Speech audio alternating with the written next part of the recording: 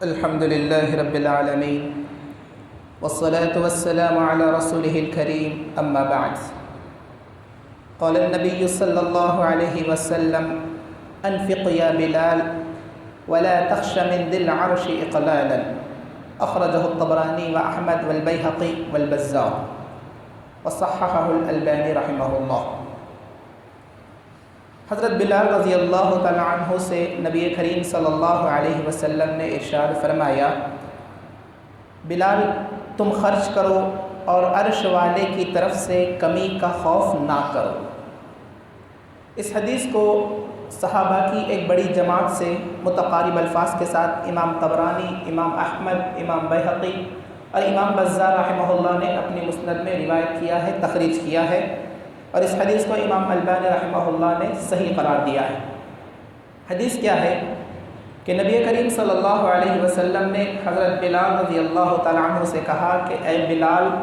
تم اللہ کی راہ میں خرچ کرو اور اللہ تبارک و تعالیٰ سے کمی کا ڈر نہ رکھو، خوف نہ رکھو، جو کہ عرش والا رحمان ہے، عظیم عرش کا مالک ہے. اس حدیث میں مومنوں کو، مسلمانوں کو صدقہ و خیرات کرنے اور اللہ کی راہ میں خرچ کرنے، اللہ کی راہ میں لٹانے پر ابھارا گیا ہے کہ اے مومنوں، گرچہ کہ یہاں پر مخاطب حضرت بلال رضی اللہ تعالیٰ عنہ ہے، لیکن آپ صلی اللہ علیہ وسلم امت کو یہ پیغام دینا چاہ رہے ہیں یا امت کو اس بات پر ابھار رہے ہیں کہ تم بھی اللہ کی راہ میں مال خرچ کرو، تم بھی صدقہ و خیرات کیا کرو، تم بھی اللہ تبارک و تعالیٰ کی راہ میں خوب خرچ کیا کرو اور اللہ تبارک و تعالیٰ سے کمی کا ڈر نہ رکھو، کمی کا خوف نہ کھاؤ، کیونکہ اللہ تبارک و تعالیٰ عظیم خزانوں کا مالک ہے. جس طرح اللہ کے نبی صلی اللہ علیہ وسلم نے انفاق فی سبیل اللہ یعنی صدقہ و خیرات کرنے کا حکم دیا ہے، اور یہی حکم اللہ تبارک و تعالیٰ نے بھی قرآن مجید میں جگہ جگہ پر دیا ہے. جیسا کہ سورہ بقرہ کی آیت ہے، اللہ تبارک و تعالیٰ کا فرمان ہے: یا ایھا الذین آمنوا انفقوا مما رزقناکم من قبل ان یأتی یوم لا بیع فیہ ولا خلۃ ولا شفاعۃ والکافرون هم الظالمون. کہ اے لوگوں جو ایمان لائے ہو، جو ہم نے تمہیں دے رکھا ہے اس میں سے خرچ کرو، اس میں سے لٹایا کرو، قبل اس کے کہ وہ دن آ جائے جس دن نہ تو کوئی خرید و فروخت کام آئے گی اور نہ ہی کوئی دوستی کام آئے گی اور نہ ہی کوئی سفارش کام آئے گی. اور ظالم لوگ کون ہیں؟ وہ کافر ہے، کافر ہی ظالم ہے. تو گویا کہ اللہ تبارک و تعالیٰ بھی اس بات کا حکم دے رہا ہے کہ اے مومنوں، اے مسلمانوں، اللہ کی راہ میں مال خرچ کر لو، کیونکہ جب قیامت کا دن آ جائے گا، جب تم مر جاؤ گے، خرچ کرنا چاہو گے نہ کر سکو گے، اس کا ثواب تمہیں نہ ملے گا. اور ایسا دن ہوگا، قیامت کا دن اتنا ہولناک ہوگا جس دن جو ہے جگری دوست ایک دوسرے کے کام نہیں آئیں گے، کوئی شخص کسی کی سفارش نہیں کر پائے گا، کوئی خرید و فروخت کام نہیں آئے گا، اور نہ ہی تم فدیہ دے کر چھوٹ جاؤ گے، بچ جاؤ گے. اس دن کے آنے سے پہلے پہلے اللہ کی راہ میں مال خرچ کر لو، اللہ کی راہ میں صدقہ و خیرات کر لو، کیونکہ یہی صدقہ کل قیامت کے دن تمہیں کام آئے گا اور تمہیں جہنم سے بچا کر جنت میں داخلہ کروانے کا سبب بھی یہ صدقہ و خیرات بنے گا. اسی طرح اس حدیث سے یہ بات بھی معلوم ہوئی کہ اللہ کی راہ میں مال خرچ کرنے، صدقہ و خیرات کرنے سے مال میں کمی نہیں ہوتی، مال کم نہیں ہوتا، کیونکہ آپ صلی اللہ علیہ وسلم نے کیا فرمایا؟ اے بلال خرچ کرو اور عرش والے کی طرف سے کمی کا خوف نہ کرو، یعنی تمہارے مال میں کمی نہیں ہوگی، بلکہ صدقہ و خیرات کرنے سے مال میں بڑھوتری ہوتی ہے، اضافہ ہوتا ہے، مال میں برکت ہوتی ہے، مال میں وسعت ہوتی ہے، اور اللہ تبارک و تعالیٰ رزق کی کنجیاں یا رزق کے خزانے ہمارے لیے کھول دیتا ہے اور رزق کے دروازے ہمارے لیے آسان کر دیتا ہے. جیسا کہ اللہ تبارک و تعالیٰ کا فرمان ہے، سورۃ فاطر کی آیت ہے: ان الذين يتلون كتاب الله واقاموا الصلاه وانفقوا مما رزقناهم سرا وعلانيه يرجون تجاره لن تبور. بے شک وہ لوگ جو اللہ کی کتاب کو پڑھتے ہیں، نماز قائم کرتے ہیں، اور ہم نے انہیں جو دیا ہے اسے چھپا کر ظاہری طور پر خرچ کرتے ہیں، وہ ایسی تجارت کے امیدوار ہیں جس میں کوئی خسارہ نہ ہوگا. لیوفیہم اجورہم لیزیدہم من فضلہ انہ غفور شکور، تاکہ اللہ انہیں ان کا پورا پورا اجر دے اور اپنے فضل و کرم سے مزید عطا کرے، یقیناً وہ معاف کرنے والا اور بڑا ہی قدردان ہے۔ اس آیت کریمہ میں اللہ تبارک و تعالیٰ نے یہ بات ارشاد فرمائی ہے کہ جو لوگ اللہ کی راہ میں مال کو خرچ کرتے ہیں،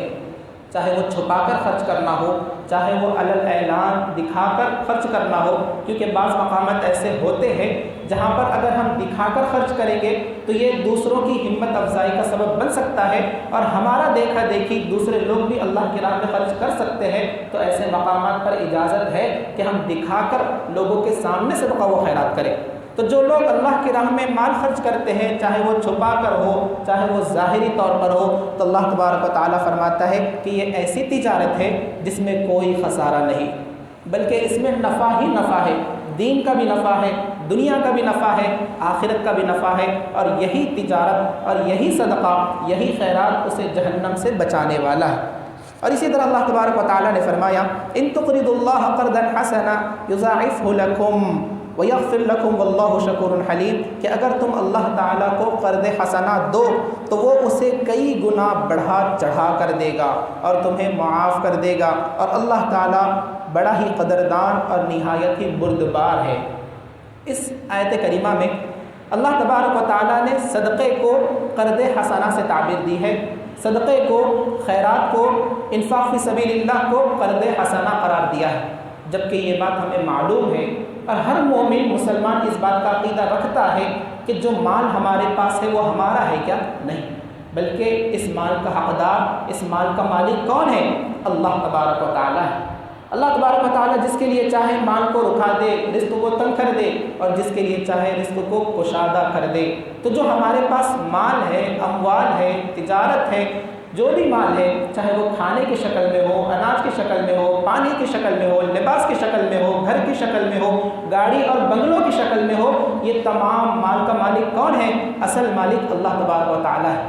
لیکن اسی مال کو اگر ہم اللہ کی راہ میں خرچ کریں گے تو گویا کہ وہ مال مالک کو دینا ہوا، یہ قرض حسنہ کہاں ہوا؟ لیکن یہ اللہ کا فضل ہے، یہ اللہ کا احسان ہے، یہ اللہ کا لطف ہے کہ جو مال ہم اللہ کو دے رہے ہیں، اللہ کی راہ میں خرچ کر رہے ہیں، اسے اللہ تبارک و تعالیٰ کہہ رہا ہے کہ یہ قرض حسنہ ہے، میں اسے کل قیامت کے دن دگنا تگنا چوگنا چڑھا کر بڑھا کر عطا کروں گا۔ تو یہ اللہ تبارک و تعالیٰ کا احسان نہیں تو اور کیا ہے؟ تو اللہ تبارک و تعالیٰ نے فرمایا اگر تم مجھے قرض حسنہ دو گے یعنی صدقہ کرو گے تو میں تمہیں بڑھا چڑھا کر عطا کروں گا اور تمہیں معاف کر دوں گا۔ سبحان اللہ، یہ بات بھی معلوم ہوئی کہ صدقہ و خیرات کرنا اللہ تبارک و تعالیٰ کی معافی کو مول لینا ہے، گویا کہ اللہ تبارک و تعالیٰ کی معافی نصیب ہوتی ہے اگر ہم اللہ تبارک و تعالیٰ کی راہ میں صدقہ و خیرات کریں گے۔ اسی طرح اس حدیث سے یہ بات بھی معلوم ہوئی کہ اللہ تبارک و تعالیٰ کے لیے عرش ہے، اللہ تبارک و تعالیٰ عرش کا مالک ہے۔ اللہ کے نبی صلی اللہ علیہ وسلم نے کیا فرمایا؟ اے بلال تم خرچ کرو اور عرش والے کی طرف سے کمی کا خوف نہ کرو، عرش والے کی طرف سے یعنی اللہ تبارک و تعالیٰ کی طرف سے۔ تو اس حدیث میں عرش کا ثبوت ہے، عرش کا اثبات ہے، جیسا کہ سورہ طٰہٰ میں اللہ تبارک و تعالیٰ کا فرمان ہے الرحمن علی العرش استویٰ، کہ رحمان عرش پر مستوی ہے۔ اللہ تبارک و تعالیٰ کے لیے عرش ہے جو کہ مخلوقات میں سب سے عظیم مخلوق ہے، جسے حملۃ الملائکہ، جسے فرشتے اٹھائے ہوئے ہیں، اور یہ عرش تمام مخلوقات میں سب سے عظیم عرش ہے۔ اسی طرح اس عرش کے متعلق اہل سنت والجماعت کا یہ عقیدہ ہے کہ عرش کے متعلق ایک مومن کو، ایک مسلمان کو یہ عقیدہ ہونا چاہیے کہ ہاں عرش ہے، اس کا ثبوت قرآن و حدیث میں ہے، اور اس پر اللہ تبارک و تعالیٰ مستوی ہے، اور اس کے بارے میں کیفیت کو بیان کرنا یا اس کے بارے میں تصور کرنا یا اس کا انکار کر دینا یا اس کے بارے میں، اس کی کیفیت کے بارے میں کہ عرش کیسا ہے، اس پر اللہ تعالیٰ کیسا مستوی ہے، اس کے بارے میں سوال کرنا یاد رکھے بدعت ہے۔ اس کے بارے میں ہم سوال نہیں کر سکتے، بس قرآن و حدیث میں آیا ہے کہ اللہ کے لیے عرش ہے، ہمیں ثابت کرنا ہے۔ امام مالک رحمہ اللہ فرماتے ہیں الاستواء معلوم، کہ اللہ تعالیٰ عرش پر مستوی ہے یہ معلوم ہے، معروف ہے، مجہول نہیں ہے، مخفی نہیں ہے، اللہ تعالیٰ عرش پر مستوی ہے، معلوم ہے۔ والکیف مجہول، لیکن اس کی کیفیت مجہول ہے، ہمیں نہیں پتہ کہ اللہ تعالیٰ عرش پر کیسا مستوی ہے۔ والایمان به واجب، اور عرش پر ایمان لانا، اللہ تعالیٰ کے استوا یعنی عرش پر مستوی ہونے پر ایمان لانا کیا ہے؟ واجب ہے، ضروری ہے، لازم ہے۔ اگر اس کا انکار کریں گے تو یہ باعث وعید ہوگا۔ والسؤال عنہ بدعہ، اور اس کی کیفیت کے بارے میں سوال کرنا بدعت ہے۔ تو گویا کہ اس حدیث سے عرش کا بھی اس بات معلوم ہوتا ہے، اور اس حدیث میں اللہ کے نبی صلی اللہ علیہ وسلم نے صدقہ و خیرات پر ابھارا ہے، اور یہ بات بتلائی ہے کہ صدقہ و خیرات کرنے سے مال میں کمی نہیں ہوتی، جیسے کہ دوسری روایت ہے، صحیح مسلم کی روایت ہے، اللہ کے نبی صلی اللہ علیہ وسلم نے فرمایا ما نقصت صدقۃ من مالک، کہ صدقہ کرنے سے مال میں کمی نہیں ہوتی۔ اللہ سے دعا ہے اللہ تبارک و تعالی ہمیں اللہ کی راہ میں خوب مال خرچ کرنے کی توفیق عطا فرمائے، آمین۔ آخر دعوانا ان الحمد للہ رب العالمین۔